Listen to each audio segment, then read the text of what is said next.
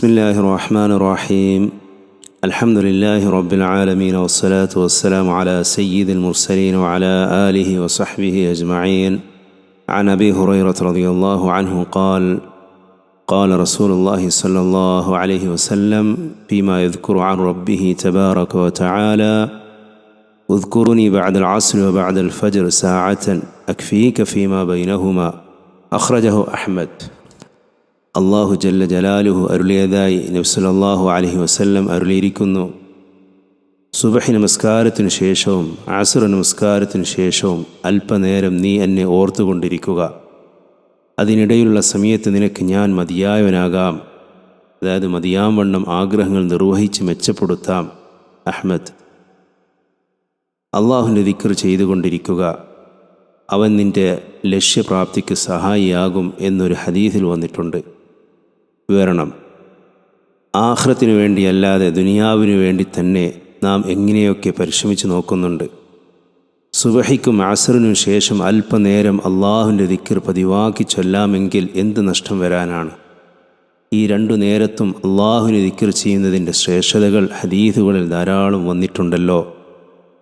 മാത്രമല്ല, അള്ളാഹു ജല്ല ജലാലുഹു തൃപ്തിപ്പെടുത്തി തരാമെന്ന് വാഗ്ദത്തം ചെയ്യുമ്പോൾ പിന്നെ വല്ല കാര്യത്തിൻ്റെയും ആവശ്യം നേരിടുമോ? സുബഹി നമസ്കാരത്തിനു ശേഷം സൂര്യോദയം വരെ അള്ളാഹുവിൻ്റെ ദിക്റിൽ വ്യാപൃതനായ ഒരു സംഘത്തോടൊപ്പം ഇരിക്കുന്നത് 4 അറബി അടിമകളെ സ്വതന്ത്രനാക്കുന്നതിനേക്കാളും എനിക്ക് പ്രിയങ്കരമാണ്. ഇതേപോലെ തന്നെ അസ്ർ നമസ്കാരത്തിനു ശേഷം അസ്തമനം വരെ അള്ളാഹുവിൻ്റെ ദിക്റിൽ വ്യാപൃതരായ ഒരു സംഘത്തോടൊപ്പം ഇരിക്കുന്നത് 4 അടിമകളെ സ്വതന്ത്രനാക്കുന്നതിനേക്കാളും എനിക്ക് പ്രിയങ്കരമാണ് എന്ന് നബി സല്ലല്ലാഹു അലൈഹി വസല്ലം അരുളിയതായി ഒരു ഹദീസിൽ വന്നിട്ടുണ്ട്. ജമാഅത്തായി സുബഹി നമസ്കരിച്ച് സൂര്യോദയം വരെ അള്ളാഹുവിൻ്റെ ദിക്റിൽ വ്യാപൃതനായിരിക്കുകയും പിന്നീട് 2 റക്അത്ത് നഫൽ നമസ്കരിക്കുകയും ചെയ്യുന്നവന് പൂർണ്ണമായ ഹജ്ജിൻ്റെയും ഉംറയുടെയും പോലെയുള്ള പ്രതിഫലം ലഭിക്കുന്നതാണെന്ന് ഒരു ഹദീസിലുണ്ട്. സുബഹി നമസ്കാരത്തിന് ശേഷം സൂര്യോദയം വരെ ഒരു സംഘത്തോടൊപ്പം അള്ളാഹുവിൻ്റെ ദിക്റിൽ വ്യാപൃതനായിരിക്കുന്നത് ദുനിയാവും അതിലെ സർവ്വ വസ്തുക്കളെക്കാളും എനിക്ക് പ്രിയങ്കരമാണ്. ഇതുപോലെ തന്നെ അസ്ർ നമസ്കാരത്തിന് ശേഷം അസ്തമനം വരെ ഒരു സംഘത്തോടൊപ്പം അള്ളാഹുവിൻ്റെ ദിക്റിൽ വ്യാപൃതനായിരിക്കുന്നത് ദുനിയാവും അതിലെ സർവ്വ വസ്തുക്കളെക്കാളും എനിക്ക് പ്രിയങ്കരമാണ് എന്ന് നബി സല്ലല്ലാഹു അലൈഹി വസല്ലം അരുളിയിരിക്കുന്നു. സുബഹി നമസ്കാരാനന്തരം അതേ നിലയിൽ ഇരുന്നു കൊണ്ട് സംസാരിക്കുന്നതിന് മുമ്പായി ലാ ഇലാഹ ഇല്ലല്ലാഹു വഹ്ദഹു ലാ ശരീക ലഹു ലഹുൽ മുൽക്കു വലഹുൽ ഹംദു യുഹ്യീ വയുമീതു വഹുവ അലാ കുല്ലി ഷൈഇൻ ഖദീർ. അള്ളാഹു ഒഴികെ ഒരു ആരാധ്യനുമില്ല. അവൻ അവൻ്റെ ദാത്തിലും സിഫാത്തിലും ഏകനാണ്. അവന് പങ്കുകാരാരുമില്ല.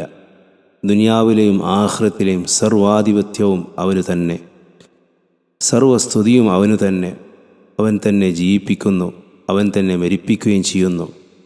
അവൻ സർവശക്തനുമാണ് എന്ന ദുആ 10 വട്ടം ചൊല്ലുന്നവന് 10 നന്മകൾ എഴുതപ്പെടുകയും 10 തിന്മകൾ പൊറുക്കപ്പെടുകയും 10 ദറജ സ്വർഗത്തിൽ ഉയർത്തപ്പെടുകയും ആ ദിവസം മുഴുവനും ശൈത്താനിൽ നിന്നും വെറുക്കപ്പെട്ട എല്ലാ കാര്യങ്ങളിൽ നിന്നും സുരക്ഷിതനായിരിക്കുകയും ചെയ്യുമെന്ന് ഒരു ഹദീസിൽ വന്നിട്ടുണ്ട്. സുബഹിക്കും അസ്റിനും ശേഷം 3 വട്ടം അസ്തഗ്ഫിറുല്ലാഹല്ലദീ ലാ ഇലാഹ ഇല്ലാ ഹുവൽ ഹയ്യുൽ ഖയ്യൂം വഅതൂബു ഇലൈഹി.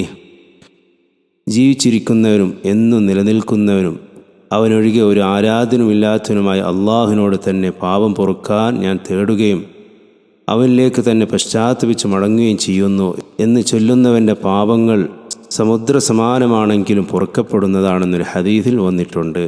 ഹാദാ വസല്ലല്ലാഹു അലാ മുഹമ്മദിൻ വഅലാ ആലിഹി വസഹ്ബിഹി അജ്മഈൻ.